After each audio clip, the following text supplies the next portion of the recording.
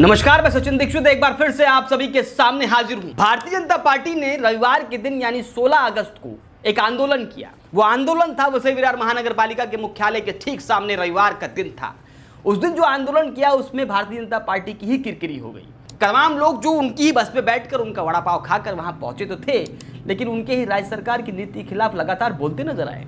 कई लोगों ने स्मार्ट मीटर पर इतना कुछ बोल दिया कि सरकार की ही फजीयत हो गई। वर्तमान में भारतीय जनता पार्टी के खिलाफ ही वातावरण बनता नजर आ गया। वहां पर कई लोगों को पता ही नहीं था कि आंदोलन में आए क्यों हैं। उनको ये पता ही नहीं था कि आखिर एमएलए कौन है। खैर, इन सब के बीच में प्रमुख बात यह है कि आंदोलन किया गया खड्डों को लेकर। आंदोलन किया गया था, जो वाटर टैक्स बढ़ाया गया है, दोगुना किया गया है, उसके खिलाफ था। और शहर में जो भटके कुत्ते हैं उनके खिलाफ भारतीय जनता पार्टी का यह आंदोलन था। लेकिन इस आंदोलन में एक और रोचक बात सामने आई। ये बात थी कि जो पानी पट्टी दोगुना किया गया है, वाटर टैक्स, जरा इसको ध्यान से समझिए। राज्य सरकार जब किसी महानगर पालिका में किसी भी स्रोत का पैसा बढ़ाती है, तब महानगर पालिका को पैसा बढ़ाना अनिवार्य हो जाता है। 2024, 25, 26 के दरमियान पानी जो शहर में सप्लाई हो रहा था उसमें लागत लग रही थी 170 करोड़ 75 करोड़ के आसपास, और रिकवरी यानी आम जनता से पैसा आ रहा था महज 70 से 75 करोड़ आ रहा था। यानी करीबन 100 से 105 106 करोड़ के आसपास महानगर पालिका का नुकसान हो रहा था। ऐसे में तमाम विकास के काम और रुक जाते हैं, और राज्य सरकार को उसमें पैसा ना पहुंचना या नहीं पहुंच पा रहा था, या तमाम स्रोतों में और सारी चीज़ें कटौती हो रही, जिसकी वजह से आम जनता को ही समस्या भुगतना पड़ रहा था। ऐसे में जब प्रशासकीय कार्यकाल था तो मनोज कुमार सूर्यवंशी, प्रशासकीय कार्यकाल का मतलब समझिए इस बात, प्रशासकीय कार्यकाल का मतलब उस समय न महापौर था न नगर सेवक था। उस समय थे सिर्फ आमदार, मंत्री और उस समय के प्रशासकीय अधिकारी। उन लोगों ने ही निर्णय लेकर पानी पट्टी यानी कि वाटर टैक्स को दोगुना कर दिया था। ये 2025 और 26 के दरमियान ही हो चुका था। ऐसे में जब उस समय हुआ तब ये आमदारों ने कोई आंदोलन नहीं किया, राजन नाइक ने कोई आंदोलन नहीं किया, स्नेहा दुबे पंडित ने कोई आंदोलन नहीं किया, यही खासदार ने कोई आंदोलन नहीं किया, यानी डॉक्टर हेमंत सावरा ने कोई आंदोलन नहीं किया, यही नगर सेवक उस समय नहीं थे तो भी कार्यकर्ता बनकर कोई आंदोलन नहीं किया। लेकिन जब बॉडी बैठ गई, सत्ता इनकी नहीं आई, और जिस हिस्से में इनकी सत्ता नहीं है वहीं पर जाकर आंदोलन कर दिया। आंदोलन किया किस लिए? वाटर टैक्स बढ़ा है, यानी जब बढ़ा था प्रशासकीय कार्यकाल में तब नहीं किया। अब सवाल यहाँ पर यह उठता है कि राज्य सरकार किसकी है? भारतीय जनता पार्टी।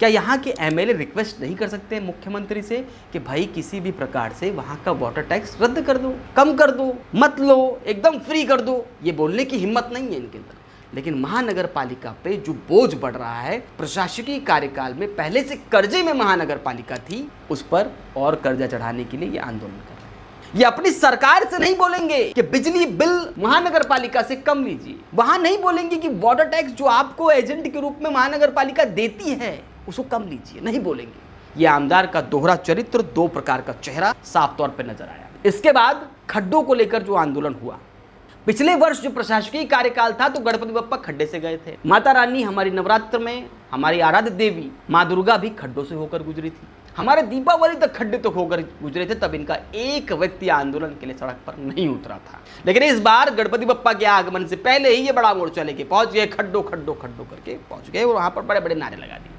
सवाल यह है कि ये दोहरा चरित्र क्यों? क्या उस समय की समस्या नहीं थी? उस समय तो मौतें भी हुई थी। अगर उनको याद नहीं है तो याद दिला दूं, नवरात्र का समय था और उस नवरात्र के समय ही पाटा लेकर जा रहा था एक परिवार सदस्य। आरटीओ ऑफिस के सामने विरार में एक्सीडेंट हुआ खड्डे की वजह से, जिसके बाद उसकी मौत हो गई थी। इस तरह से जकात नाका में भी हुआ था, और नाला सोपारा के पश्चिम एरिया में तमाम इस तरह की मौतें खड्डे को लेकर हुई थी। इस बार तो गनीमत है कि भगवान न करे लेकिन कोई ऐसी घटना सामने नहीं आई। लेकिन फिलहाल उस समय भी कोई भी आंदोलन करने के लिए एक शब्द इनका सामने नहीं आया था। खाली ये आया था कि हम 30 तारीख तक खड्डे भर देंगे, हम 15 तारीख तक खड्डे भर देंगे, हम नवंबर तक खड्डे भर देंगे। लेकिन दीपावली बीत गई और खड्डे नहीं भरे थे। उस समय ये आंदोलन क्यों नहीं किया जा रहा? खैर, इस संपूर्ण प्रक्रिया के बीच में, इस ड्रामे के बीच में हुआ क्या? आंदोलन में सिर्फ आपको एक चीज नजर आई थी, वो था भारतीय जनता पार्टी के झंडे। भारतीय जनता पार्टी ने बसों में भर भर के लोगों को लाने के बाद वहां पर उपस्थित लोगों के सामने बड़ी बड़ी बातें की, लेकिन क्या शहर के खड्डे उसके बाद भर गए?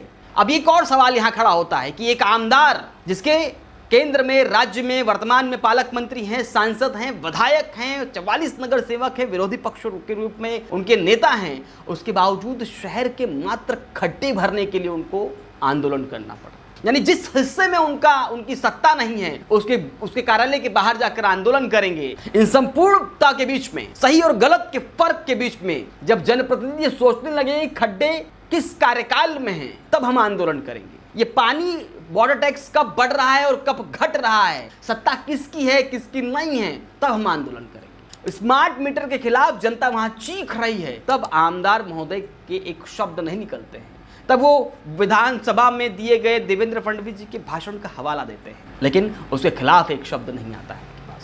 खैर, अब सुनने में आया है कि वो कोई आंदोलन की धमकी दे रहे हैं, तब जब उनके ही आंदोलन में जनता उनके ही खिलाफ बोलती नजर आई। इस संपूर्ण व्यवस्था के बीच में एक बात साफ है, जनता जागरूक हो चुकी है और कहीं न कहीं भारतीय जनता पार्टी का यह आंदोलन एक्सपोज हो गया और जनता के सामने सच सामने आ गया। भले ही बसों में भर भर के वो अब जनता को वहां पर पहुंचाए हों, लेकिन जनता ने सरकार की ही किरकिरे कर दी और उन पर ही सवाल पूछ लिया। आखिरकार सत्ता से सवाल जनता ने सरेआम किया और वहां पे उपस्थित पत्रकारों ने भी बखूबी इसको दिखाया। इतना ही नहीं, एक बात और सामने आई, एक महिला पत्रकार का भी अपमान सामने आया। उनके कार्यकर्ता के द्वारा किए गए सार्वजनिक तौर पे अपमान पर सवाल जब खासदार से पूछा गया, तब उन्होंने महिला पत्रकारों के कामकाज, उनके रवैये, उनके पत्रकार होने पर ही सवाल खड़ा कर दिया, ना कि कार्यकर्ता के इस प्रकार के रवैये पर तल्ख या उस पर कार्रवाई हो या करनी चाहिए, उस पर आक्रोश व्यक्त करने के बजाय महज जो सहानुभूति या ये छोटी मोटी बात कहकर खत्म कर। खैर, इन सब चीजों के बीच में भारतीय जनता पार्टी का आंदोलन कहीं न कहीं एक्सपोज होता नजर आया। अब देखना ये होगा कि इन संपूर्ण प्रक्रिया के बीच में जनता क्या कुछ करती है, क्या कुछ सोचती है। आप क्या सोचते हैं अपने हमारे कमेंट बॉक्स में जरूर बताएं। आज के लिए इतना ही, धन्यवाद।